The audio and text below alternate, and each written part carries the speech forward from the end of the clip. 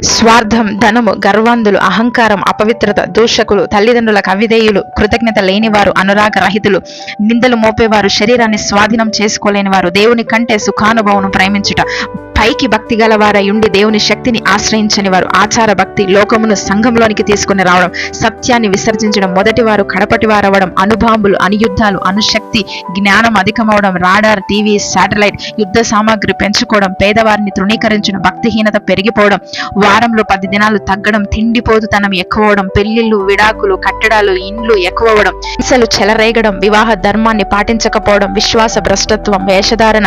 చెమురు సంక్షోభం, కూలి వాళ్ళని మోసగించడం, అంతరిక్షం మీద ఆధిపత్యం గూర్చి గొడవలు, ఇన్ఫర్మేషన్ టెక్నాలజీ, చిన్నపిల్లలను చంపడం, అబాషన్స్, ఆర్థిక పతనం, ధనవంతులు ధనం కూర్చుకోవడం, ఆహారం కాని దాని కొరకు ఖర్చు చేయడం, అమ్మకానికి నీళ్లు, అమ్మకానికి గాలి, ఆకాశ పక్షులు క్షీణించిపోవడం, కలవరాలు ఎక్కువవడం, కల్పనా కథల వైపు చూడడం, యుద్ధములు, మోసాలు, వంచకులు, అబద్ధ బోధకులు, సనుగుకునేవారు, డంబముగా మాట్లాడేవారు, ప్రేమ చల్లారిపోవడం, సంఘం నులవెచ్చని స్థితి, సంఘములలో భక్తి తగ్గిపోవడం, ఆత్మ కుమ్మరింపు దినాలు, సువార్త ప్రకటనలు, సాతాను విజృంభణ, సూచక క్రియలు, మహత్కార్యాలు, స్వాభావిక విరుద్ధమైనవి, అబద్ధ ప్రవక్తలు, క్రీస్తు విరోధులు, భూకంపాలు, తెగుళ్ళు, వ్యాధులు, కరువులు, ఆకాశంలో వింతలు, క్రైస్తవునికి హింసలు, పగ, ద్వేషము, అక్రమము విస్తరించుట, అంత్య దినములను గూర్చి అపహసించుట, యూదులు స్వంత దేశానికి రావడం, యూదుల పట్ల వ్యతిరేకత, దేవాలయం కట్టడం, ఆకాశం తత్తరిల్లడం, ఇశ్రాయేలుల దేశం ఆవిష్కరణ, ఇశ్రాయేలులకు హింసలు, ఇశ్రాయేలుల దేశానికి వ్యతిరేకత,